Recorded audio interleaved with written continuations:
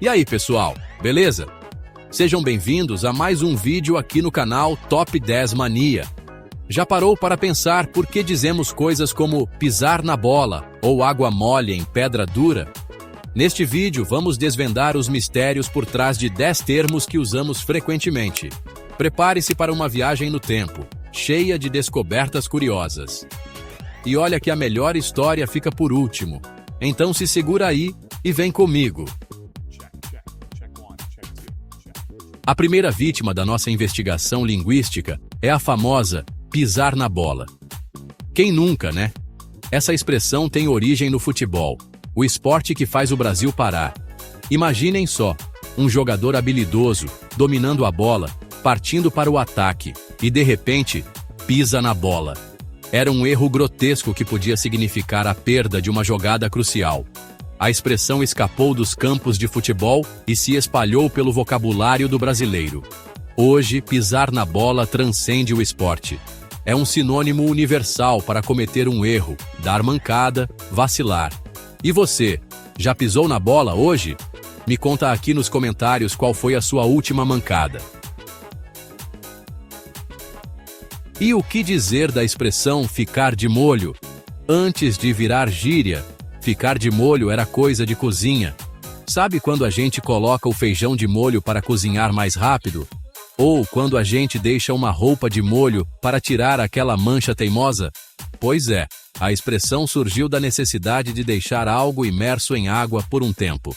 Com o tempo, a gente começou a usar a expressão para outras situações da vida, como uma metáfora para quando a gente precisa dar uma pausa para descansar, relaxar ou esperar. Se você está doente, por exemplo, o médico pode te pedir para ficar de molho em casa, descansando. E você, costuma ficar de molho para recarregar as energias? Me conta nos comentários qual é o seu molho preferido. Preparem-se para uma viagem ao mundo do jogo do bicho, porque foi daí que surgiu a expressão "deu zebra". Nos primórdios do jogo, lá no Rio de Janeiro do século XIX, os jogadores apostavam em animais. Tinha de tudo: elefante, galo, porco. Mas zebra, essa não tinha. A zebra era o símbolo do improvável, do resultado que ninguém esperava. Era como se você jogasse na loteria e ganhasse com os números 000000. Quase impossível. A expressão dar zebra ultrapassou as cartelas do jogo do bicho. Hoje, usamos para qualquer situação inesperada, surpreendente, que desafia as probabilidades. Se um time pequeno derrota um gigante do futebol, por exemplo, deu zebra. E você, já presenciou alguma zebra por aí? Compartilha com a gente nos comentários. Chutar o balde. Essa é clássica. Já imaginou de onde veio essa expressão? Antigamente, lá na época em que a galera usava baldes para carregar água, leite e outras coisas essenciais, chutar o balde era um desastre. Era sinônimo de desperdício, de acabar com tudo. Com o tempo, a expressão chutar o balde ganhou um novo significado, mais próximo do que conhecemos hoje. Passou a representar a atitude de alguém que desiste de tudo, que joga tudo para o alto, que não está mais nem aí para as consequências. É tipo quando você está de saco cheio do trabalho, da dieta, do trânsito, do crush que não te responde. Aí você simplesmente chuta o balde e decide viver a vida sem se preocupar com mais nada. Liberdade ou loucura? Deixe sua opinião nos comentários. Preparem os seus estômagos, porque a história por trás de comprar gato por lebre é antiga e peculiar. Imagine a Idade Média, feiras movimentadas, cheias de produtos exóticos. Comerciantes tentavam vender de tudo, inclusive carne. Alguns desonestos vendiam carne de gato disfarçada de lebre, que era mais cara. E não existia aplicativo de delivery para reclamar. A expressão comprar gato por lebre virou metáfora para qualquer tipo de engano. É um alerta para ficarmos atentos, principalmente na internet. E você, já comprou gato por lebre por aí? Conta pra gente nos comentários qual foi a sua experiência. Pagar o pato.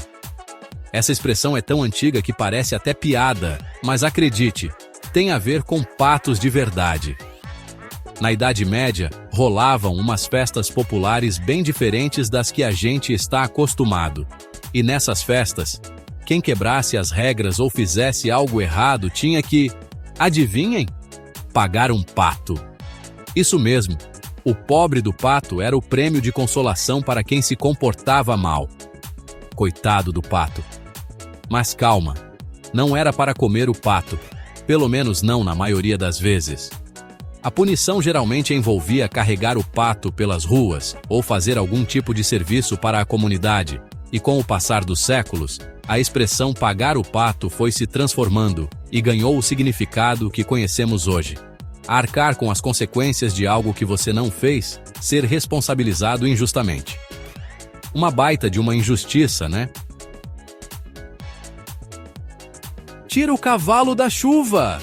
Essa expressão é tão brasileira quanto tomar café da manhã com pão de queijo.